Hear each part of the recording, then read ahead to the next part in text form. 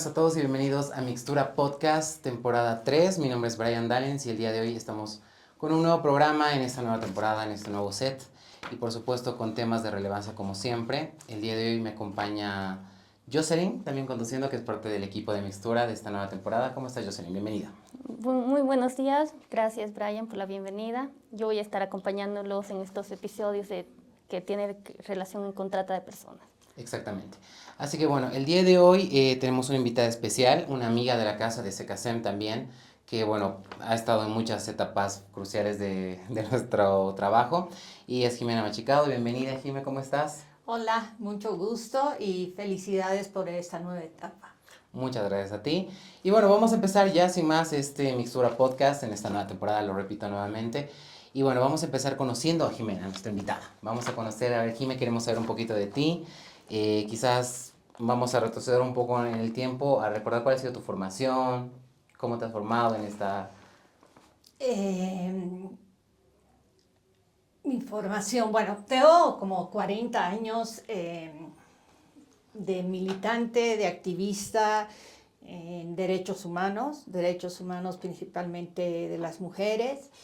He estudiado sociología en la Universidad Mayor de San Andrés, he hecho varios diplomados en el CIES, he viajado mucho, he sido cofundadora del Centro de Información y Desarrollo de la Mujer CIDEN, en la que he estado 20 años, 10 años he trabajado en la Ciudad del Alto, 10 años en las oficinas centrales como directora ejecutiva. Y ya después de eso he trabajado con ICO Cooperación, 5 años en el programa de violencia sexual comercial precisamente. Y bueno, después he estado trabajando y sigo hasta ahora como consultora, y en ese camino me he encontrado con SECASEM hace varios años y he trabajado evaluaciones, he dado cursos, he hecho manuales, bueno, un sinfín de actividades con SECASEM. Soy militante convencida, feminista y por la democracia. Entonces también tengo en mi pasado militancia política, aunque el feminismo es una militancia política, no partidaria, nunca he estado dentro de un partido, siempre he sido una persona progresista, vamos a poner entre comillas de izquierda, pero no de la izquierda que ahora cree representarnos en América Latina como son los socialismos del siglo XXI. Porque bueno, ya vemos los resultados y lamentablemente nos hemos equivocado en muchos países y Bolivia no es la excepción en el contexto latinoamericano y del Caribe. Entonces, bueno, un placer estar con ustedes en esta nueva etapa de un programa que creo que es sustancial en relación al tema de tráfico de personas y todo la significancia que tiene la violencia sexual comercial. Exacto, Jimena. Qué bonito es conocer un poquito, no sé, a profundidad, ¿no? No solamente la persona que conocemos, sino ver tu carrera y lo demás. Pero, ¿qué es lo que te apasiona? O sea, ¿qué es la lucha? O sea, me has dicho que es feminista, partidaria, pero ¿qué es lo que te apasiona? Me apasiona la justicia. Me apasiona que las mujeres, pero no solamente las mujeres, sino otros grupos en situación de vulnerabilidad, de exclusión, de discriminación, de racismo, puedan ejercer sus derechos plenamente. Cuando hablaba de los derechos humanos y el tema de las mujeres, pero también están los niños, las niñas, las adolescentes, porque vivimos en sociedades fuertemente patriarcales, fuertemente hegemónicas patriarcalmente, y esto sitúa a las mujeres, a las niñas, a los niños, a las adolescentes estar en situaciones de subordinación.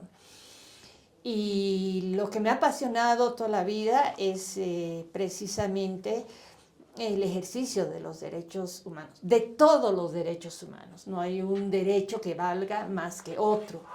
Entonces, mi piso fundamental son los derechos humanos, pero evidentemente mi militancia y mi activismo viene desde la teoría política feminista, ¿no?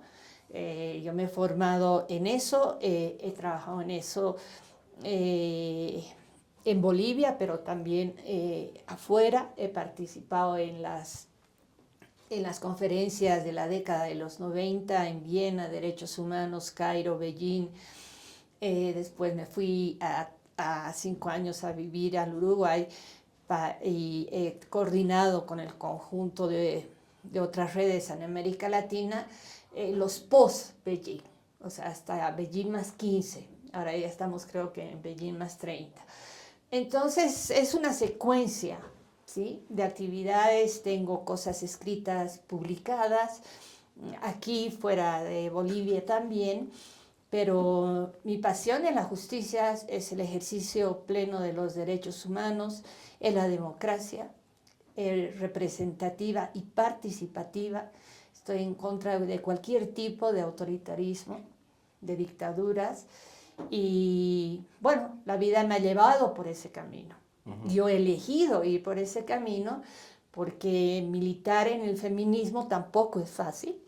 Hay, al ser una teoría política también hay confrontación entre los feminismos. Yo nunca me he puesto un adjetivo, digamos, feminista, autónoma, yo soy feminista. Y parto desde ahí, esa es mi visión, y donde, por ejemplo, la perspectiva de género es una categoría de análisis, nada más, para ver esas jerarquías, esas discriminaciones, exclusiones que hay en la sociedad. No tiene fin en sí mismo, por lo tanto, la categoría género, lo que nos brinda la categoría género, el concepto género, es que nos permite mirar la realidad. Y las feministas lo que queremos hacer es contribuir a cambiar, a transformar la sociedad en sociedades más equitativas, más igualitarias, más solidarias, más empáticas. Pero bueno, estamos viviendo ahorita un momento. En la década de los 90, 2000 avanzamos mucho en cuanto a las normativas, por ejemplo, internacionales, regionales, en Bolivia, a raíz de todo lo que se logró en los ámbitos globales de negociación con los Estados partes de Naciones Unidas. Logramos muchísimo, pero ahora siento que estamos como en un momento de inflexión, ¿no? En sociedades cada vez más violentas, pero la violencia en todas sus formas de expresión siempre la llevan o son víctimas principales las mujeres, las niñas, los niños y las adolescentes. Si vemos, por ejemplo, qué pasa en países donde están en guerra de alta intensidad, como puede ser Ucrania, Rusia, Gaza, Israel o en el Congo, ¿no?, son las mujeres y su cuerpo es expropiado. Ayer leía una noticia del Congo que han violado a 200 mujeres y las han quemado posteriormente. Entonces tú dices, bueno, estoy en el siglo XXI y me están hablando que han quemado a 200 mujeres después de violarlas. Sí. Entonces el tema del cuerpo de las mujeres, del cuerpo sexuado de las mujeres, ese es el territorio de disputa, inclusive en las guerras, ¿no? También podemos ver en Gaza lo que está pasando con las mujeres, los niños. Entonces, estamos entrando, nosotras cuando en los 90 estábamos peleando con los fundamentalistas religiosos por nuestra agenda feminista o de género, nunca nos hubiéramos imaginado que el siglo XXI iba a ser un siglo de tanta violencia y tanto retroceso. O sea, lo que está pasando en Estados Unidos, y le sigue Milei ahí, y le sigue el presidente de Israel, es una locura. Es una locura, ¿no? Prácticamente en este tema, o sea, la temática del día de hoy, tenemos otra idea, pero, o sea, me gustaría que tú opinas sobre eso, ¿no? Es un tema que muchos estamos hablando. O sea, yo lo hablo, por ejemplo, con mi familia, ¿no? Y les digo, a ver, se ponen a pensar cuántos años de lucha, o sea, de todos los colectivos, de las mujeres, de tantas situaciones que hemos vivido, y de repente estamos retrocediendo. A mí me parece algo de locura que esté pasando eso. Y es que es muy cierto. El discurso de Milei, lo que está pasando con Trump, o sea, lo que quiere hacer Vox en España. O sea, todas las situaciones esas. Sí, yo creo que, a ver, han llegado nuevos liderazgos en Estados Unidos y en América Latina, podemos ver también en el Oriente, que sacan por debajo una ideología que es fascista. Estamos hablando de fascismo, no solamente en discurso, en la práctica. Lo que ya está haciendo Trump, lo que ya está haciendo Milei en la Argentina, ¿no? Ayer han sacado un decreto donde toda la cuestión de la transexualidad queda prohibido en la Argentina. O sea, Milei sigue la conducta de Trump. Ahora, lo que pasa es que hay una disputa geopolítica a nivel global entre Trump y la China, entre Trump y lo que está pasando con todo el Oriente, ¿no? Y evidentemente que hay peligros, hay que luchar contra el terrorismo, no tengo duda alguna, pero no todo el pueblo palestino es terrorista, ¿no? Pero todos se juegan intereses. Son intereses económicos, son intereses culturales y se están yendo muy fuerte contra las agendas feministas y contra el avance de derechos, no solamente de las feministas. No. Imagínate todo lo que está pasando con el tema de migraciones, ¿no? Y cómo los están devolviendo de Estados Unidos a gente que no todos son ni asesinos, ni delincuentes, ni nada, que han hecho posible que Estados Unidos sea la potencia que es. Pero es una nueva época muy controversial, muy peligrosa para el ejercicio de los derechos. Y no estamos hablando, cuando hablamos de retroceso en el ejercicio de los derechos de las mujeres, no estamos hablando de un grupo, estamos hablando de más de la mitad de la población mundial, ¿no? Entonces se quiere volver a encasillar una agenda que es política, que es transformadora, porque hay una lógica hegemónica, patriarcal, blancoide, racista, profundamente racista, contra las diferencias, ¿no es cierto?, que se creen dueños del mundo. O sea, Trump quiere, ya le ha cambiado el nombre al Golfo de México, quiere apropiarse del Canal de Panamá. O sea, ¿de qué estamos hablando? ¿Y qué de la soberanía de los estados? ¿Qué de la soberanía de los países? Entonces, sí, es una época muy difícil y yo no veo a corto plazo salidas que me devuelvan como la esperanza en vivir un mundo mejor, ¿no? Porque los propios organismos de las Naciones Unidas, el Consejo de Seguridad, etcétera, etcétera, que fueron formados para evitar precisamente las confrontaciones bélicas que estamos viviendo en el mundo, no han hecho nada, ¿no? Y ahora están como paralizadas. Y los países Estados Unidos se salen de la OMS, se salen de la cuestión de derechos humanos, están no firman todo lo que es las consecuencias del cambio climático. Entonces, en verdad, estamos en una lógica que es fascista, que es adversa a los derechos, que es muy difícil de detenerla. Lo es. Pero bueno, después de esta pequeña introducción, que ha sido muy interesante, muy cierta por cierto, vamos a enfrascarnos en la temática que justamente tenemos en Mixtura en esta tercera temporada, y es que vamos a tener, por temporadas, está la temática de trata, porque si bien saben, en SECACEM tenemos el Observatorio de Trata, y justamente para eso nos está acompañando Jocelyn, así que vamos a inmiscuirnos ya en esa temática. para ayudar un Claro poquito. que sí. Bueno, Jimena, sabemos tu trayectoria grande en los derechos humanos, pero hay una problemática latente aquí en Bolivia que es la violencia sexual comercial, ¿no? Que es la explotación sexual. Entonces, ¿qué nos cuentas? ¿Qué es esta violencia sexual comercial, no? A ver, es un tema que no solamente hay en Bolivia, ¿no? Es un tema que rompe fronteras, trasciende países, es una problemática global, cada vez más expandida, que se incrementa. En Bolivia, ustedes saben que tenemos la ley 263, ¿no?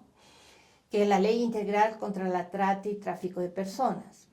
La violencia sexual comercial es un delito conexo a la trata de personas, junto a la pornografía y al proxenetismo. La violencia sexual comercial es aquel delito que hace uso y abuso del cuerpo de niñas, niños, adolescentes, jóvenes, mujeres, a cambio, ¿no es cierto?, de alguna prebenda, ya sea en dinero o ya sea en especie. O sea, individuos solos, o también hay mujeres metidas en esto, hacen uso y abuso del cuerpo de niñas, niños, mujeres, adolescentes, a cambio de es una transacción comercial. Por eso se llama violencia sexual comercial. Y esto lo podemos ver muchísimo. Si ustedes se dan una vuelta por el Alto o se dan una vuelta por la Sagárnaga, por el Alto, el 12 de octubre, ahí van a ver se ve todo el día, pero mayormente en las noches, muchas niñas, ¿no?, adolescentes en situación de explotación sexual comercial, de violencia sexual comercial. ¿Qué quiere decir esto? Que están en la calle, tienen adicciones, la mayoría de ellas alcohol, clefa, y pasan los tipos y se las llevan a los distintos alojamientos. ¿Para qué? Para violarlas, ¿no? Y a cambio de eso les dan 3 pesos, les dan 5 pesos, les dan algo en especie. Ahora, esto se ha convertido en un crimen transnacional, ¿no? Pero eso ya tiene que ver con la trata. La trata es una figura que se diferencia, pero estamos hablando que los cuerpos de las mujeres, de las niñas, niños y adolescentes no son sujetos de derechos, sino objetos desechables para comercializarlos. Y en esto es complicado porque yo he tenido experiencias, y no solamente en Bolivia, sino en otros países. Muchas veces las familias están metidas. Es decir, que la madre, el padre las venden a sus hijos, a sus hijas, las venden. Uh-huh. Ya sea al crimen organizado o ya sea a pandillas o a grupos familiares delincuenciales, etcétera, etcétera. Entonces, estamos hablando de un delito que se ha ido incrementando de manera muy, muy fuerte en el mundo entero, y también por las migraciones masivas, ¿no? Que debe crecer muchísimo también. Claro, porque, por ejemplo, se hablaba que en la confrontación Rusia-Ucrania, Rusia se ha llevado muchos niños y niñas. ¿Para qué? Hay que preguntarse para qué. Gente del África cruza el Mediterráneo para llegar a Islas Canarias en España. Muchas mueren en el camino. Y las mujeres, las niñas y los niños son violadas, tienen una serie de vulneración a sus derechos en el tránsito, ¿no es cierto?, al país de origen o de destino. Y cuando llegan a a España, a las Islas Canarias o a otros puntos de destino, también pueden sufrir las mujeres migradas, como les dicen allá, una serie de vulneraciones a sus derechos, o las meten a prostíbulos, que es una forma de violencia sexual comercial, o las meten en redes de trata. Y justamente esa es otra de las preguntas que tenemos, ¿no? La diferencia. Sí, pero ¿por qué se consideraría violencia y por qué explotación, ¿no? Sí. Que ahí hay una diferencia A ver, corta o grande. lo que pasa es que la violencia es un concepto porque se dice,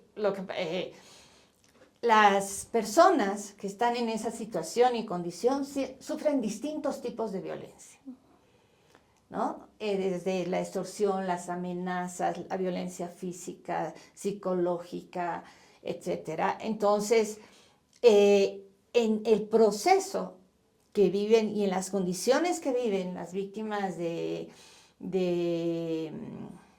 violencia sexual comercial, el fin es su explotación. O sea, la finalidad es explotarlas. Entonces, se habla de violencia porque es un proceso y donde están sometidas a diversas formas de violencia. O sea, es en contra de su consentimiento en la situación que se encuentra. Pero ¿cuál es la finalidad? Es la explotación. Tanto en la trata con fines de explotación sexual comercial como en la violencia sexual comercial. Lo que pasa es que son conceptos además que se unen, ¿sí? La finalidad de la explotación de los cuerpos de las mujeres, de las niñas, de los niños, de los adolescentes. Pero el proceso es lleno de violencia. Claro, desde el ¿no? inicio, ¿no? Física, psicológica, sexual. Yo les decía, hay que ir a la 12 de octubre. Cuando yo hice ese trabajo de campo, una cosa que a mí me llamaba mucho la atención, vi como 70 niñas en 3 horas que hice un trabajo de campo, ¿no? En ese momento con la Fundación Munas en Cuyaquita. Y todas estaban pegadas. O sea, mostraban signos de violencia. Todas. Y yo decía, pero ¿por qué? Claro, porque a veces no es, sí, tienen los llamados clientes, que yo los llamo delincuentes sexuales, ¿no es cierto? Porque sin oferta, sin demanda y oferta, el mercado no fluye.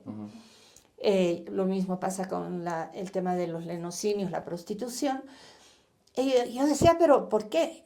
Sus mismos compañeros que son están metidos en el alcohol, también la clefa, son los que las pegan porque no les da plata para seguirse drogando o alcoholizando, ¿sí? O sea, esas muchachitas están en situación de calle.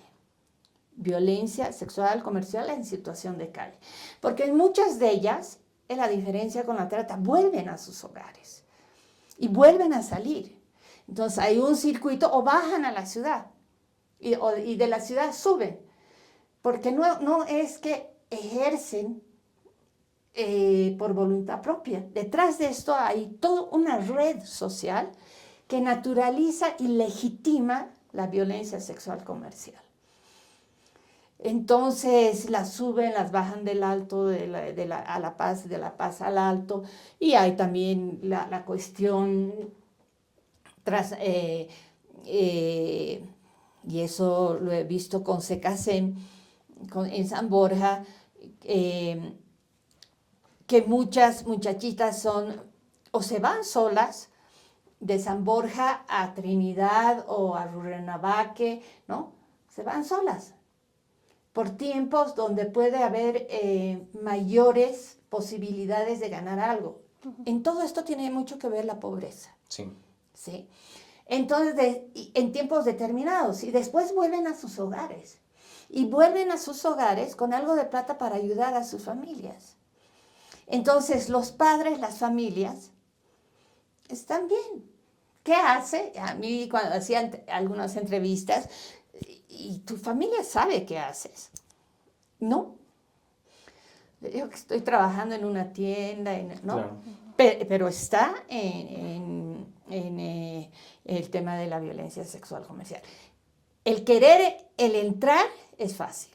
El salir de las redes sí es difícil, porque empiezan las amenazas, empiezan la coacción, empieza una serie de formas de violencia que inclusive a adolescentes de 13, 14, 15 años las obligan a ellas mismas a ser cooptantes de otras niñas. Claro. ¿No? Entonces, porque esto de se gana plata fácil es una falacia, está dentro de los mitos, porque te destruye.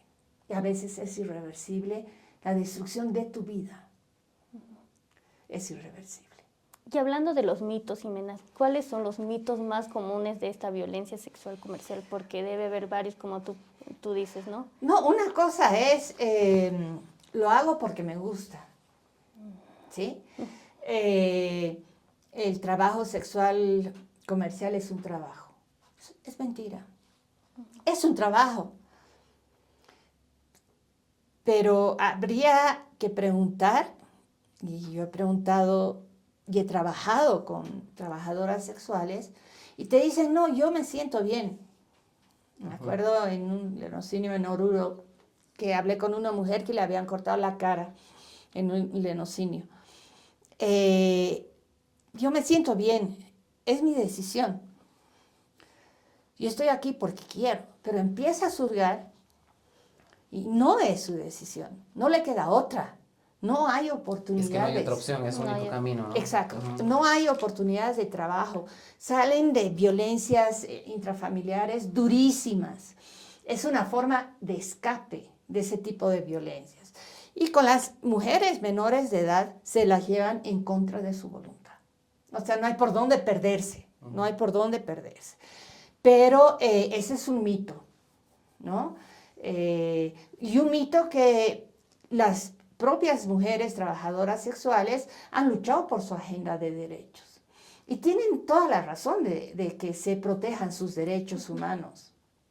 Pero lo que no podemos seguir legitimando es que la prostitución es un trabajo cuando sabemos todas las formas de violencia sexual comercial que ellas viven, incluida la inducción a tener adicciones, drogas, alcohol, ¿no?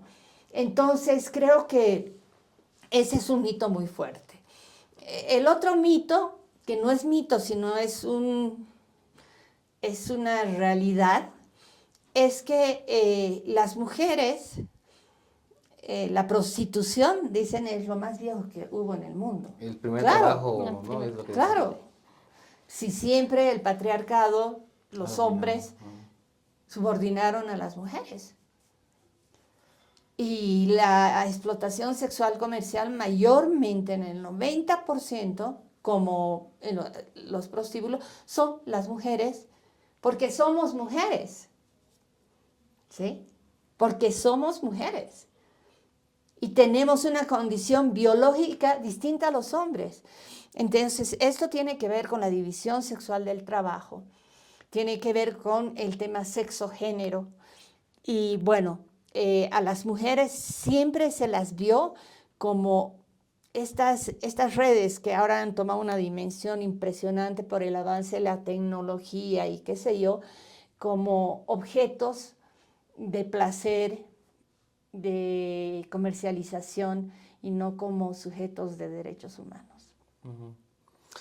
Bueno, el tema se está poniendo muy interesante. Estamos conociendo mucho sobre Jimena y sobre esta temática, pero ¿qué les parece? Hacemos un pequeño break, una pequeña pausita y ya volvemos con más de Mixtura Podcast.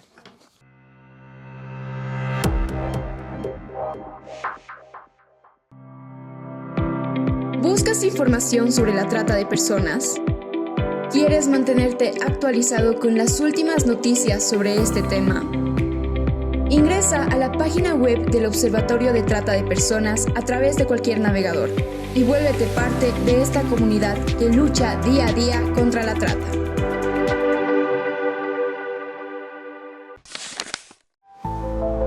¿A quién le importa? Es un espacio donde las voces son escuchadas, un espacio donde los problemas no se ocultan. Por el contrario, se hablan para que juntos busquemos una solución. porque en un mundo en el que a nadie le importa lo que pase, a nosotros sí.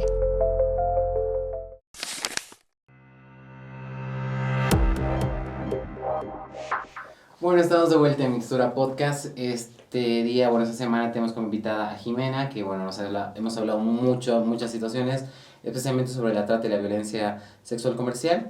Pero Jocelyn tiene una pregunta más, ¿no? Que ha quedado Sí, como son ahí. varias preguntas que, bueno, hablábamos ese rato sobre la trata de personas y violencia sexual comercial, ¿no? Que muchas adolescentes y jóvenes van a trabajar, no diremos por voluntad propia, porque no lo es, ¿no? Son muchas veces manipuladas. Entonces, ¿qué diferencia hay entre la trata de personas y la violencia sexual A comercial? ver, la trata, como les decía, la violencia sexual comercial es un delito conexo en la ley boliviana y lleno de otros países también a la trata de personas. La trata de personas es la captación, la acogida, el tránsito y el destino para la explotación. Ese es el camino que sigue.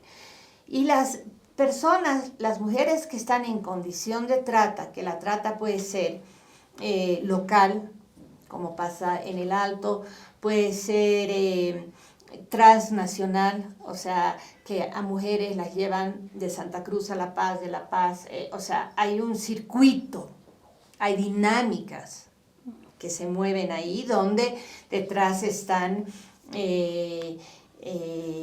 redes delincuenciales. La trata es una forma de esclavitud, ¿sí?, que incorpora la violencia sexual comercial, que incorpora la pornografía. Por eso hablamos de delitos conexos al delito principal, que es la trata de personas con fines de explotación sexual comercial. Por eso hablamos de que en la mayoría de los casos, aquí y en todas partes del mundo, las mujeres son las víctimas directas, ¿no es cierto?, del crimen organizado, de las redes. La trata va acompañado mucho de narcotráfico. Son las víctimas directas para explotación sexual comercial en situación de esclavitud. Es decir, que no pueden volver a sus casas. Es decir, que no pueden volver a sus países, porque les quitan llegando sus papeles, porque hay redes que funcionan, y esto es transversal a los estados que se supone son de derechos, por la rentabilidad que generan. Imagínense que estamos hablando que la trata de personas con fines de explotación sexual comercial es el segundo delito que genera mayor rentabilidad después del tráfico de drogas. El tercer delito es el tráfico de armas, porque va muy ligado al tráfico de drogas. Entonces está muy casado con toda la cuestión delincuencial de lo que tiene el narcotráfico, y lamentablemente ahorita en América Latina está funcionando mucho esto, ¿no? Mucho. No sé si ustedes han escuchado hablar del Tren Aragua. El Tren Aragua es una red que sale de las cárceles de Venezuela, está actuando mucho en Chile, se habla que en Bolivia también, y está muy ligada al narcotráfico y a la trata de personas en general, a la trata, al tráfico de personas, y en particular al tema de la trata. Entonces, ¿cuál es la diferencia? Que el ejemplo que les daba, que estas niñas o adolescentes en el Alto pueden volver a sus casas. Que en el caso de San Borja pueden volver a su lugar de origen, ¿sí? De origen. En el caso ya de la cooptación para el ejercicio, para la trata con fines de explotación sexual, no las dejan salir de las redes. O las matan, o se mueren por tanto abuso sexual que hay, tanta enfermedad que hay, por abortos clandestinos, y Entonces, no hay una dimensión de a cuántas mujeres que han sido cooptadas, por ejemplo, mueren. No hay una dimensión ni a nivel nacional ni a nivel global. Sí, se sabe de cifras de cuántas mujeres están en situación y en condiciones de trata, pero la violencia sexual es un delito que se incorpora, ¿no? O sea, cuando a ti te obligan en condiciones terribles, te violan, te obligan a tener 20 relaciones en un día, te obligan a hacer los clientes, cosas que jamás hubieras pensado que tenías que hacer, no hay decisión ahí que valga. La haces o la haces, porque si no o te matan o te castigan o te pegan, porque estás en una situación de esclavitud. Esa es la trata. La violencia sexual está incorporada. En la violencia sexual comercial de calle estamos diciendo que pueden trasladarse, pero pueden volver a sus lugares de origen. Pero igual están sometidas a una serie de amenazas y extorsión, ¿no? ¿Y cuáles serían estos factores que hacen que, bueno, las más vulnerables sabemos que son mujeres, niñas? Entonces, ¿cuáles son los factores que te llevarían a la violencia sexual comercial o a buscar este camino, ¿no? Es que no buscas tú el camino. El camino te busca a ti. Porque no hay ¿no? otro Porque camino. no estamos hablando de eso. Los factores, obviamente, son factores de pobreza, pobreza estructural, pobreza extrema, es uno de los factores de riesgo.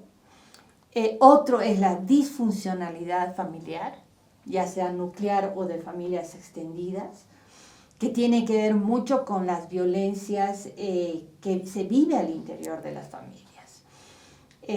Como un ejemplo les digo que en un albergue que he visto y he hablado con muchas niñas de 11, 12 años en situación de violencia comercial de calle, todas habían sido abusadas sexualmente a sus 3, 4 años.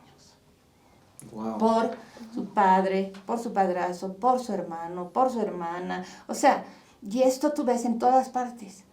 Entonces, las familias que incorporan estructuralmente el tema de la violencia sexual es un factor determinante. Lo más difícil para que ellas, cuando estoy hablando de la violencia sexual comercial en situación de calle, no de trata, aunque hay muchas sobrevivientes de trata, pero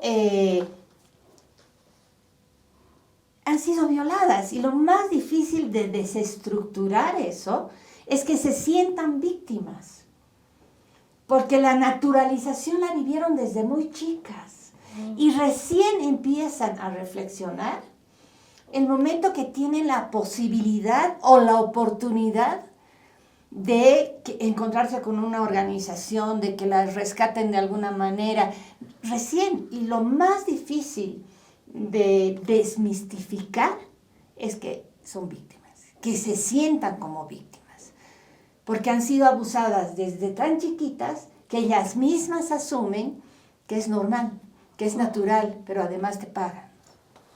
Entonces, Aunque sea una el miseria. plus, digamos, muchos lo ven como algo. Entonces, es tan perverso este delito que las víctimas tienen que pasar por procesos muy largos para su resignificación como sujetas de derechos humanos, ¿no?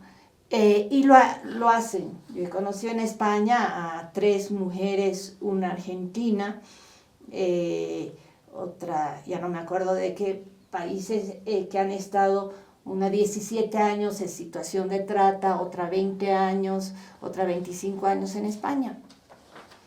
Y escuchar sus testimonios es desgarrador de cómo han vivido y cómo ahora son sobrevivientes de trata, de explotación sexual, de violencia sexual, se convierten en voces muy importantes, porque no hay como que la víctima hable desde el lugar de víctima.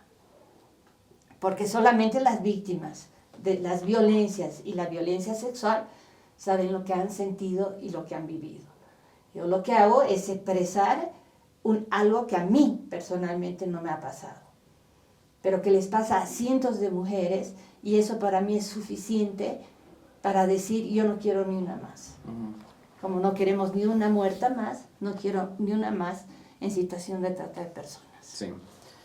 Bueno, qué interesante está el tema es que es un tema para hablar de largo, ¿no? Sí. Y bueno, el tiempo se nos está pasando también muy largo en este programa, pero bueno, vamos a aliviarnos un poquito ahorita, después de toda la temática esta, y vamos a ver, solamente está como algo cortito de lo que ha pasado hace un par de semanas con la desaparición del niño Santino Córdoba, que bueno, al principio, como cualquier persona desaparecida, se emitió la alarma y todo lo demás, pero después se le vio con unas fotografías con una mujer que decían que es una persona que le está secuestrando, qué sé yo, y después nos enteramos que es la madre. Pero detrás de todo esto hay toda una historia súper compleja que seguro que en algún programa tal vez lo podemos analizar bien. Pero, o sea, ¿qué opinas tú? O sea, desde tu vasto... Porque sabemos que estos genocidios que están en Miraflores, Sopocachi, Sí. siempre traen esas mujeres de otros países, especialmente Paraguay, ¿no? Sí, bueno, porque Bolivia es un país de origen, es decir, que de aquí se llevan mujeres a otras partes, ¿no es cierto? Pero también es un país de destino. O sea, origen, tránsito y destino es la vertiente de la trata. Y sí, se habla de que hay paraguayas, hay argentinas, hay ahora venezolanas, con el tema de la migración también, que las ponen en una situación muy vulnerable. El tema de Constantino Córdoba. Santino Córdoba. Es un tema que se deriva, y ustedes se deben acordar del caso Catanas, que se allanaron esos lenocinios en Miraflores, En Sopocachi. en Sopocachi, y se supo, y hay dos hermanos del padre de este niño presos por trata de personas. Cerraron esos lugares, pero como esos lugares hay muchos, Sí. Muchos. Lo que pasa que los cierran, que los abren, pero esto que pasó, no sé, no me acuerdo qué año, con Katana sentó un precedente en Bolivia en el sentido de que, bueno, sí hay mujeres en situación de trata y eran menores de edad y están procesados. Y lo que se dice que el padre de este muchachito tiene una serie de procesos en curso relacionados a la violencia sexual comercial y a la trata de personas, de mujeres de otros países. Yo creo que nos ha sorprendido a todos un poco porque está saliendo mucho últimamente, ya desde el año pasado, la pérdida de niños en Bolivia. Sí. Es una cosa muy impresionante la cantidad de personas, de niñas y niños que se pierden, que no se los encuentra. O sea, hay que preguntarse qué está pasando, quién se los está llevando. Y yo creo que hemos reaccionado, porque yo también he reaccionado cuando salió la foto, sin saber el contexto. Y ahí hemos reaccionado todos. Sí, sin saber. Sin saber el contexto. Pidiendo que lo busquen. Y más las instituciones, organizaciones que tienen la posibilidad, como Secacen o Ilumíname Sarlet, de sacar. Ya después viene el tema, ¿no es cierto?, de que la mujer era la madre. Y que la madre pudo estar, ya relacionan, fue una mujer que cayó en las redes, estos Córdobas, se embarazó, tuvo al niño, pero el padre lo quiere al niño. ¿Quién denuncia su desaparición? Es la familia del padre. Sí. Pero la familia del padre está en entredicho absoluto, ¿no es cierto?